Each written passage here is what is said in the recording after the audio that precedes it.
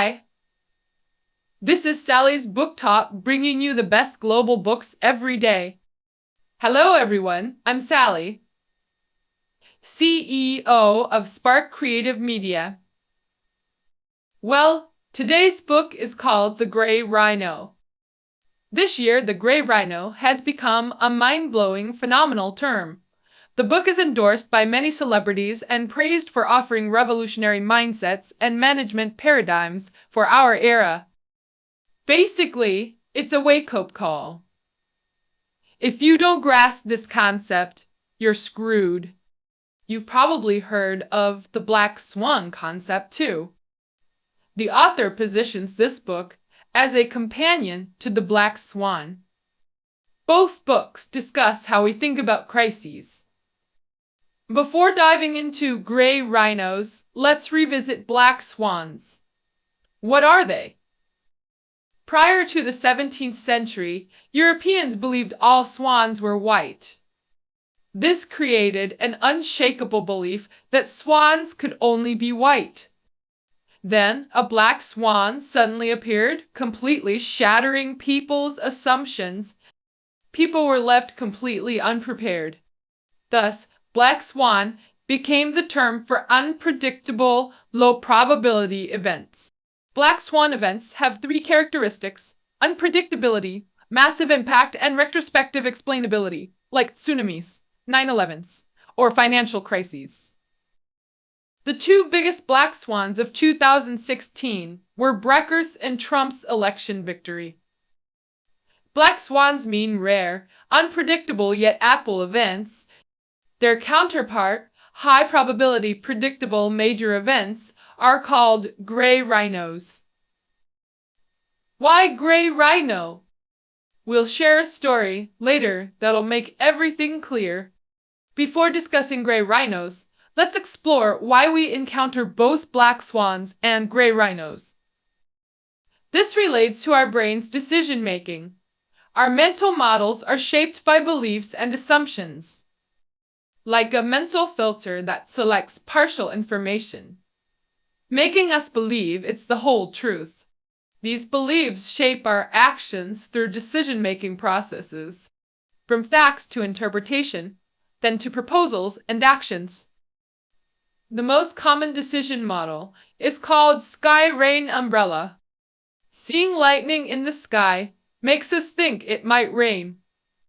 So we decide to bring an umbrella. Why assume dark clouds mean rain? We rely on childhood experience. Lightning always brought rain before. We must trust experience, but over-reliance becomes problematic when beliefs solidify. When crisis contradicts our entrenched beliefs, we become helpless. Our thought patterns inevitably lead us to face black swans and gray rhinos. So what defines a gray rhino event? Imagine this animal. What comes to mind? Massive body, thick skin, giant horn, slow but powerful movement. On African savannas, you might see them grazing peacefully, appearing harmless. This breeds complacency. You might even approach for photos. But would you do that with lions? Gray rhinos appear non-threatening, making us complacent. Now, imagine a provoked rhino charging with its herd. Visualize the ground shaking, dust clouds rising. What would you do? You can't outrun them, right? Climb trees. There are none on the savannah. Throw rocks at them. Their thick skin shrugs off rocks. Even bullets might fail. You'd freeze, praying they'll miss you. Your best option becomes having no options. Gray rhino represents foreseeable yet ignored dangers, crises that arrive too late to avoid. Black swans unpredictable. Rare crises, how to prevent them. Can you predict earthquakes or plane crashes? True black swan prevention is nearly impossible. Gray rhinos differ predictable through warning signs. Our denial makes leaders and individuals alike fail to act. Wrong decisions escalate risks like charging rhinos. Choices become bad vs catastrophic, not good vs bad. The author outlines 5 response stages to gray rhinos. Stage 1, denial. Stage 2, complacent inaction. Stage 3, analysis paralysis wasting critical time. Stage 4, panic under intense pressure. Our senses become hyper-alert. Decisions made might occasionally be right, but mostly wrong. Stage 5, frantic reactions or complete breakdown. This book aims to guide crisis response through these stages. Now let's break it down step by step. First stage, denial. Refusing to accept reality. Predator denial is common and dangerous when collective. Our herd mentality makes us ignore expert warnings. We think, isn't everyone doing the same? We trust majority choices over individual judgment. Better to err together than stand alone, being right? Real-life examples abound. Working in traditional media TV around 2014, when social media emerged. WeChat public accounts, Weibo, and Saihu were gaining traction. Traditional media dismissed them. What harm could some small accounts do? At a national new media training, only 2 attendees were from TV stations.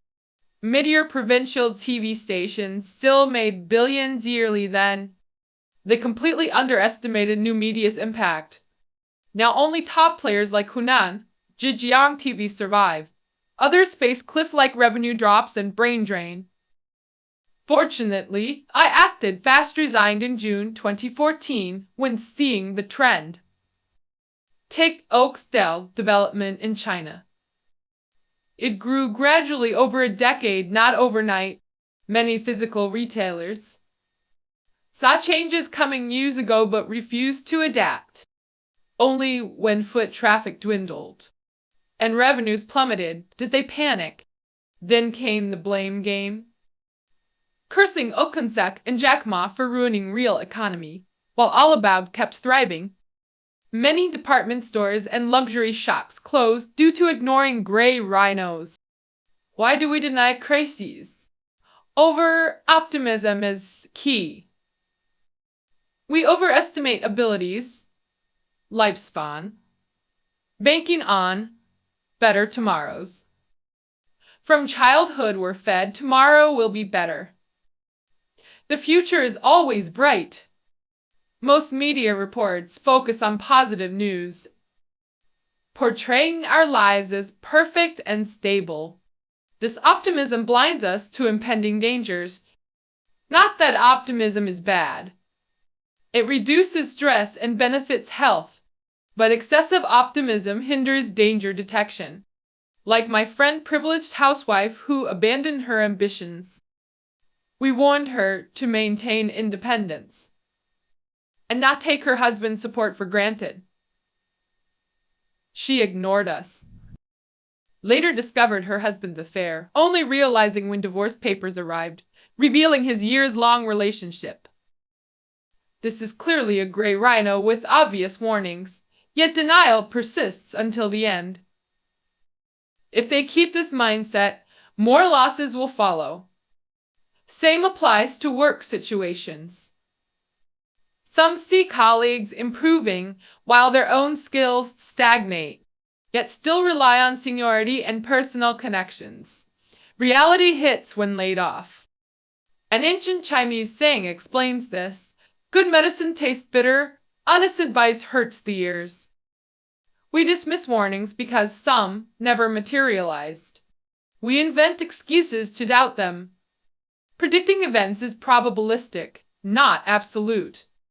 The Wall Street Journal compared expert predictions to monkey dart-throwing monkeys, often won. Hence, people dismiss forecasts as unreliable. Your warnings are never accurate. Remember the Y2K scare? Global panic before 2000, massive spending to fix it. Nothing happened. Experts got blamed for wasted resources. Experts warned about housing bubbles, yet prices kept rising. Now people mock, what worthless experts? You're all making baseless predictions. Thank goodness I bought property, look how prices soared. We treat warnings like the boy who cried wolf initial or thirds get ignored when unfulfilled. First, two warnings create alertness, third gets dismissed. Overconfidence in our knowledge blinds objective judgment. The author offers solutions for Gray Rhino's first stage. 1. Seek outsiders' predictions to counter groupthink. 2. Temper optimism, we believe, positive prophecies more easily. If you're chronically optimistic, check your blind spots. 3. Iterate crowd wisdom through decentralized predictions. Analysis reveals truer patterns behind events. 4. Continuous learning combats cognitive biases. Gray Rhino's second stage muddling through. Why ignore charging rhinos? We avoid short-term costs, unaware of long-term consequences. Procrastination stems from magical thinking, believing problems will resolve themselves. This cultural phenomenon exists in both Eastern and Western societies, right? We have sayings like, the boat will straighten when reaching the bridge. This wishful thinking gets amplified in movies. Hollywood blockbusters always show heroes surviving impossible odds. No matter how dire the situation, they miraculously survive. This makes us believe heroes will always save the day eventually. This reveals our peculiar psychological patterns. Psychologists conducted an experiment. Doctors warned 7 heart patients to change diets or die. Only 1 patient complied. This demonstrates change immunity, mental patterns, hindering critical problem solving. Why do we avoid addressing crises? Trying to protect minorities often harms majorities instead. Another experiment presented participants with this scenario. A runaway shopping cart speeding toward a crowd. Would you push someone in front to stop it? What happened? Most refused. What does this mean? We inherently reject sacrificing individuals to save groups. This aversion prevents timely crisis intervention. Companies face similar issues, don't they? Some veterans abuse their founder status, creating unfairness while leadership ignores it. Employees then exploit policy loopholes, resulting in toxic corporate culture, unwilling to sacrifice few, harming many. We fear action might worsen things, so choose inaction. National leaders and corporate executives alike make this mistake. How to transition from complacency to action. Some remain stubborn, despite logical arguments. The author suggests creating mental nudges. Reframing crises to trigger emotional resonance. We resist acting now to prevent future losses. It costs resources. Uncertain outcomes breed complacency, a dangerous gamble. Solution: reform incentive structures, create special budgets rewarding proactive problem solvers, especially those preventing disasters. Generously reward such employees. Fair cost sharing: if pushing someone stops disaster, mitigate their suffering. Third stage: analysis paralysis. Even after overcoming denial and complacency, new problem emerges, not knowing what to prioritize, wasting time debating priorities while doubting yourself. using gray rhino as crisis metaphor. Actual rhino species vary in nature. Black, white, Sumatran, Indian rhinos, different types exist. And so do crisis levels. Level 1. Widely recognized dangers with known solutions yet ignored. We know the solutions, but lack implementation will. Level 2. Deep-rooted existential threats. Level 3. Acknowledge crisis with no viable solutions. Level 4. Emerging crises that redefine possibilities. Level 5. Insurmountable crises requiring strategic retreat. Each level demands different strategies. The author proposes fascinating insight. Sometimes graceful exit beats stubborn resistance, especially with tech disruptions. Kodak's tragedy: invented digital camera in 1975, but shelved it to protect film business. Self-deception at corporate level.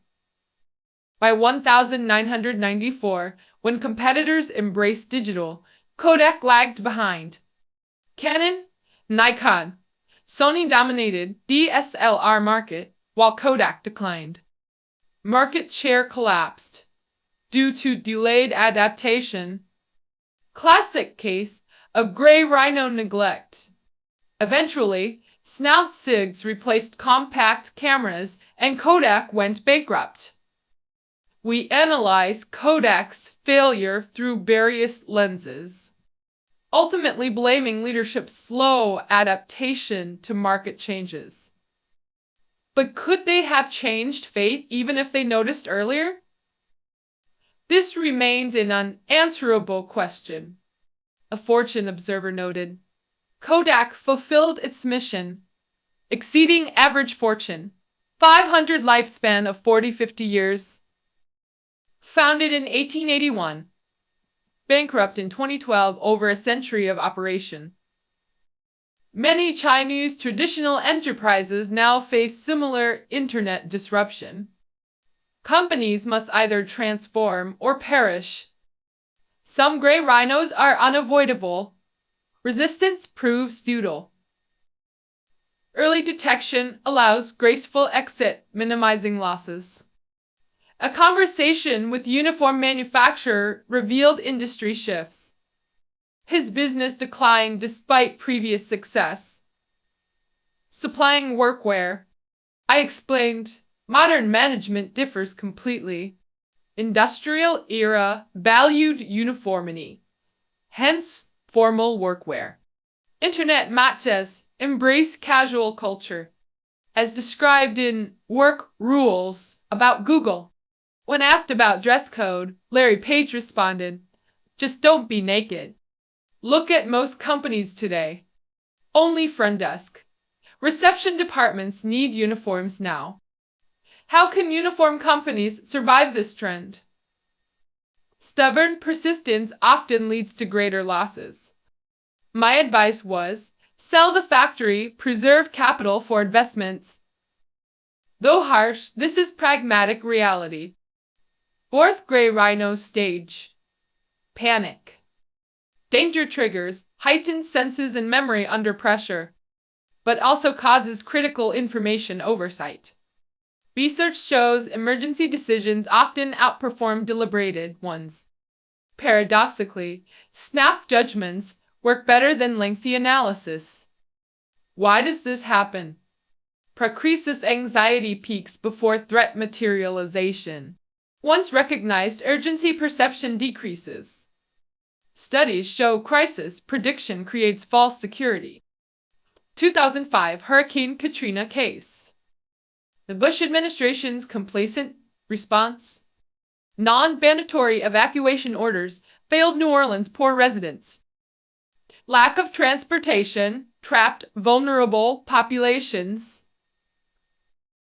Many still gambled despite hurricane warnings, refusing evacuation for 2 days.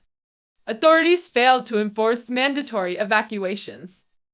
Post-disaster rescue operations were critically delayed. This exacerbated the disaster's impact.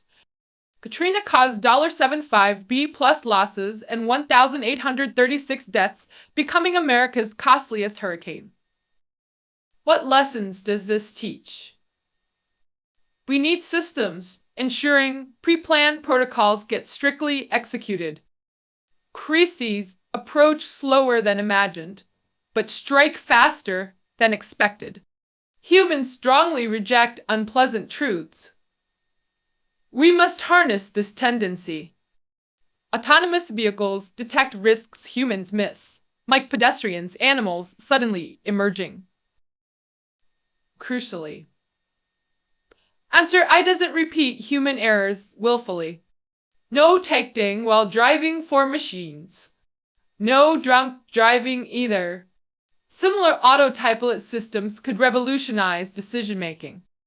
Big data analysis enables predictive crisis mechanisms through demographic economic monitoring. A friend's KTV chain. Example, thriving business years ago, requiring 2-day reservations. At peak success, crisis planning seemed unnecessary. Number 6, 7 locations closed despite renovations and promotions.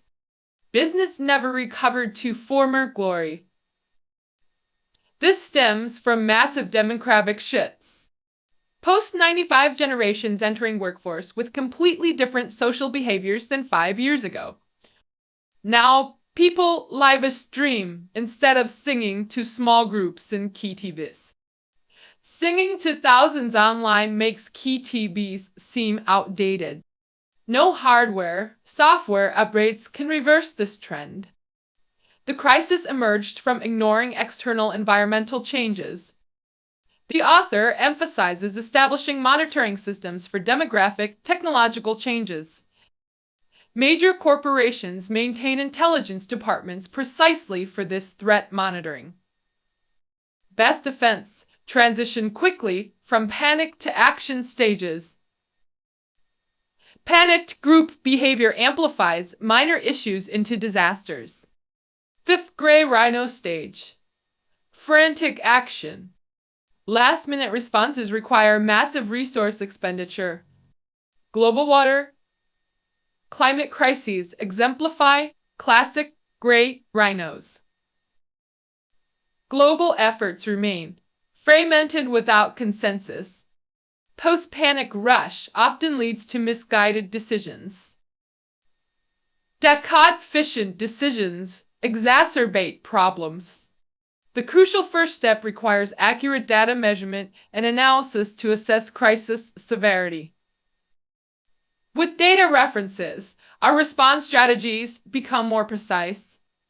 Second, reach consensus with decision makers. Good leaders possess strong conviction and long-term vision to identify root causes, but methods fail without executive buy-in and collective attention. Third, divide and conquer, address solvable components if comprehensive solutions are impossible. Break down decisions into manageable, actionable units. The author suggests crises contain hidden opportunities through perspective shifts. Reframing crises as opportunities drives profit-oriented actions. As the saying goes, bad things can turn good. Remain calm to discover hidden chances. To summarize the Gray Rhinos' key concepts: 5 crisis response stages. Stage 1. Denial. Refusal to accept reality. Stage 2. Complacency. Passive inaction. Stage 3. Diagnostic delay. Analysis paralysis. Wasting precious time through indecision. Stage 4. Panic-driven decisions under pressure. Occasional brilliance, but frequent errors. Stage 5. Frantic reactions or total breakdown. Understanding these stages helps develop effective counter-strategies. First, acknowledge the crisis, define its nature and priority responses. Second, take preventive action instead of staying passive. Remember, danger and opportunity coexist. Position yourself strategically. Critical reminder. Never let important matters become urgent. Act before urgency strikes. Prepare crisis responses proactively. The author emphasizes addressing blind spots, establishing unavoidable warning systems, and designing response mechanisms to convert crises into opportunities. Black swan theory reminds us of unexpected crises. Most black swans hide massive gray rhino threats beneath. Modern organizations face visible high-probability dangers across industries. Unprepared entities risk catastrophic consequences. We all face challenges. The key is when and how we respond. Ask yourself, what gray rhinos are approaching your family? Work. This is Sally. Thank you for listening. We'll meet again next time. Keynotes are below the audio. See you tomorrow.